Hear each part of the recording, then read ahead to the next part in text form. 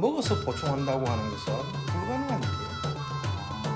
우유 단백질을 소화시키든 소고기를 소화시키든 나오는 아미노산은 종류가 같아요. 이게 3개짜리도 겨우 되나마나 하는데 그 20개짜리, 50개짜리가 되겠어요. 지금 짧은 거예요. 콜라겐보다 오히려 더 좋은 보습 효과를 제가 듣기로는 콜라겐이 다이어트엔 좀 좋다 뭐 이런 얘기는 들어본 것 같거든요. 그건 어떠세요? 소화가 잘 안 되니까 흡수가 안 될 거 아니에요. 배는 부르고. 그렇지. 곤약 같은 거. 그죠? 그러니까 곤약은 소화율이 제로예요. 그래요? 곤약은 전혀 소화되지 않는 식물성 다당이에요. 곤약은 굉장히 다이어트에 도움이 되겠네요. 도움이 되지. 그러니까 에너지원이 안 되니까 살로 안 가겠지. 그러면 이제 피부 콜라겐도 뭐 흡수가 안 되고 하는데 그러면 그 외에 뭐 팩 여러 가지 비타민 팩 이런 것도 효과가 없을까요? 뭐 항산화 활성이 있는 비타민은 비타민 C. 피부에 항산화를 발생하는 막는다. 그 활성산소를 제거한다. 그래서 피부 노화를 막는다 이렇게 선전하는데요. 그거 믿을 게 못돼요. 피부 겉으로 활성산소가 나오는 게 아니고 활성산소라고 하는 세포 내에서 나오는 거예요. 세포 안에서의 작용. 세포 안에서 나오는 거예요. 미토콘드리아에서 나오는 거예요. 그게. 결국 그거를 작용하려면 피부를 뚫고 들어가서 세포 내로 세포로 들어가서 미토콘드리아 들어가서 뚫을 수가 없거든요. 그게 항생제도 세포를 뚫을 수 있는 항생제냐 없느냐 이거 엄청나게 차이가 나고. 그게 막 투과성이라고 그러잖아요. 막 투과성이라고 하는 게 엄청 까다롭잖아요. 그렇죠. 거기에는 다 관문이 있어. 포도당에 들어가는 문이 있고 미네랄에 들어가는 문이 있고 아미노산에 들어가는 문이 있고. 그걸 뚫고 들어가는 거는 불가능하다. 그죠? 그렇지. 이제 들어갈 수 있는 게 있고 들어갈 수 없는 게 있어요. 그러니까 어떤 게 들어가고 어떤 게 들어가지 않는다는 건 잘 몰라. 지금도. 만약에 우리가 이제 건강식품으로 먹는 거 활성산소를 없애주는 항산화제 있잖아요. 근데 시험관 속에는 쓰는 활성산소를 없애주지만은 그걸 우리가 복용을 해서 그 세포 속으로 들어갔냐 하는 거예요. 들어가서 또 미토콘드리아 막도 있잖아요. 미토콘드리아 막을 통과해서 그 속에서 만들어지는 활성산소를 소개해줄 거냐 하는 거는 별개의 문제예요. 왜 시중에서 그걸 피부에 좋다고 이야기할까 하는 거예요. 근거가 있을 거 아니에요. 그렇죠, 근거가. 그렇죠. 근거가 있어요. 어떤 근거냐 하면 허접한 논문이 있다는 거지. 검증 안 된 논문들. 우리가 콜라겐을 먹어가지고 소화 과정을 거치면은 2개짜리, 3개짜리가 나오잖아요. 용케도 흡수가 되는 거예요. 흡수가 돼서 이놈이 피부로 가는 거예요. 피부에서 콜라겐을 합성하는 세포가 있어. 섬유아세포라고 하는 거예요. 섬유아세포를 자극을 한다. 콜라겐의 합성을 촉진한다. 그건 들으면 일리가 있을 줄은. 그런 논문이 있어요. 그걸 근거로 삼는 거예요. 그런 논문이 유일하게 하나 있어. 그걸 주장을 하는 거예요. 왜 그걸 믿지 못하냐 하면은 만약 그게 밝혀지잖아요. 밝혀지면 왜 약을 개발 안 해요? 세계 유수의 제약회사가 신약 개발에 혈안이 돼 있어요. 주름을 없애고 피부를 탱탱해 줄 수 있는 어떤 약품이 나오면요. 대박 정도가 아니잖아요. 그렇죠. 예?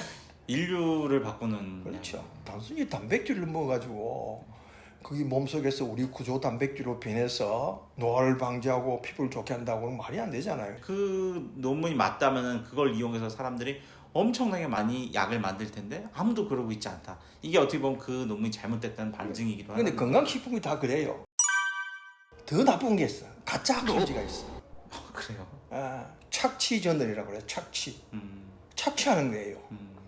근데 이제 그 학술지는 심사 과정이 없이 돈만 주면 실어주는 거예요. 논문이 실리는 과정을 조금 아시는 게 좋은데 우리가 연구했던 어떤 연구 실험 논문이라든지 어떤 연구 결과를 정의를 해서 논문을 발표하는 그런 학회가 있습니다. 학회나 학회지가 있는데 거기에서 내면은 거기서 이제 심사를 해요. 이게 괜찮게 된 논문인지 아닌지. 특히 요즘 같은 경우에는 논문 시작부터 이게 도덕적으로 괜찮은 논문이지. 그러니까 의학 논문에 같은 경우에는 아프리카 가서 몰래 실험하고 이런 건 절대 논문이 실릴 수가 없습니다. 통계적인 오류가 없는지 이런 것도 다 검사를 하고 보통 그게 제대로 된 학술지고 네이처지나 사이언스지 같은 굉장히 수준 높은 이런 논문 같은 경우는 그거 하나 쓰면은 거의 뭐 대학 교수 자리 그냥 팡팡 날 정도로 엄청난 학회지거든요. 그거는 논문의 등급이 정해져 있어요. 아까 이야기한 네이처라든지 사이언스는 최상위급이에요. 그걸 나타낸 지표가 있어. 임팩트 팩터라고 하는 거예요. 임팩트 팩터. 임팩트 팩터가 높을수록 좋은 거예요. 그렇죠. 그 임팩트 팩터의 숫자가 나오는 거는요. 세계적으로 몇천 개 빼 안 돼요. 한 3, 4천 개 정도. 동료들이 검증을 하잖아요. 레프리가 붙는 거예요. 그런데 그나마도 아까 이야기한 착취 저널, 착취 학술지라고 하는 것은 그 심사 과정도 없어요. 그거는 임팩트 팩터가 없어요. 그조차도 없는. 네. 거기에는 이제 우리가 논문을 투고를 하면은 굉장히 쉽게 실어준다는 말이에요. 그냥 도와주면은 실어주는 거예요. 그러니까 돈벌이 수단으로 그런 학술지를 만들어 가지고 장사하는 사람이 많다는 거예요. 거기에 한국 사람이 제일 많이 싫어. 우리 건강식품도 식약처에서 건강기능식품으로 인정하는 종류가 있고 네. 인정받지 못하는 종류가 있잖아요. 네. 그냥 인정을 만약에 받으면은 난리가 나. 막 신문에 떠들고 TV에 나와서 선전하고 막 그러니까 소비자는 먹히는 거예요. 네. 근데 그것도요. 식약처에서 그걸 인정을 할 때 그런 허접한 논문만 있으면 되는 거예요. 근데 대부분은 건강식품으로 인정을 못 받은 게 대부분이에요. 콜라겐도 종류가 많잖아요. 회사에 따라서. 콜라겐은 아마 인정을 받은 것도 있을 거예요. 그렇다고 해서 그 믿을 만한 게 못 된다는 거예요. 하긴 저희도 발기를 좋게 해주는 그런 보조식품 너무 많거든요.